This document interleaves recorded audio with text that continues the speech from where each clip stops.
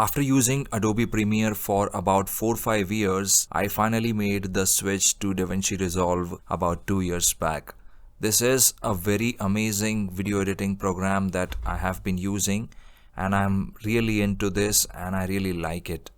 But there are two really important things that I think everyone should be considering whenever they are into starting a project in this program. So I would like to tell you those two things that are really important and you should pay attention to it initially before starting a new project. So to demonstrate what I mean, I would first like to import a few clips.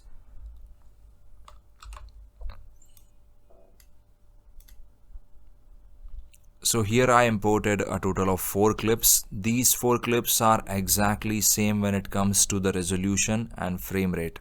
So what I will be doing is I will be right clicking the first one and I will select create new timeline using selected clips.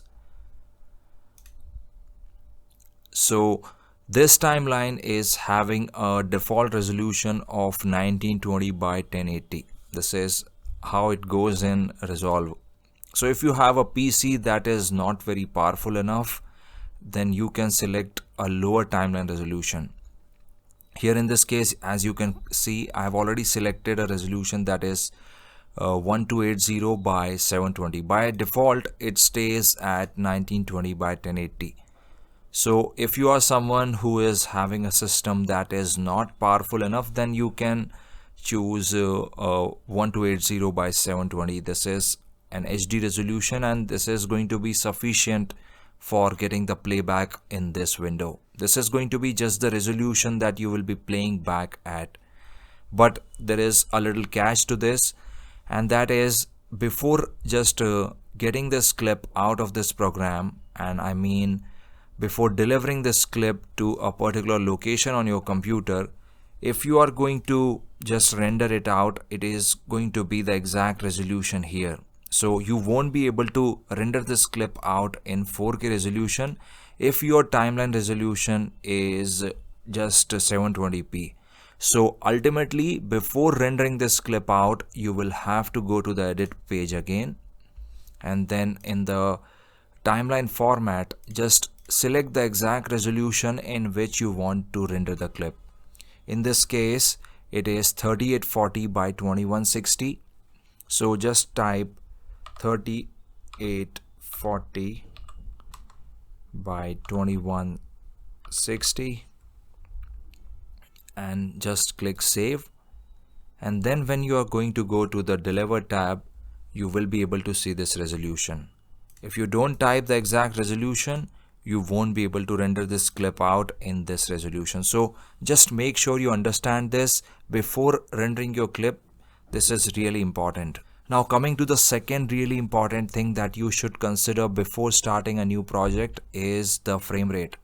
Suppose you have multiple clips in a project and all of those clips are having different frame rates. Then you should always choose the clip with the highest frame rate. And here let's say you have 3 clips that are having 3 different frame rates.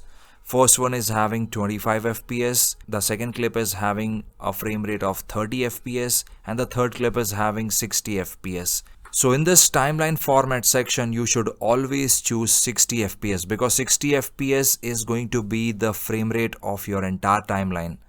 If you are going to choose 25 here, then you won't be able to play back 60 fps, and that is going to be a problem because your 60 fps clips are going to get slowed down and you won't be able to see the 60 fps in the clips that are recorded at 60 fps. So just choose 60 fps and you won't be having problems playing back 25 fps clips on this timeline. So these are the two really important things that I actually go through in each and every project of mine so that I don't face any problems later down the road. I hope this little video was helpful to you. In case you still have any questions or queries, please feel free to mention them down in the comment section and I'm going to get back to you as soon as possible. Thank you very much for watching and I'm going to talk to you in the next video.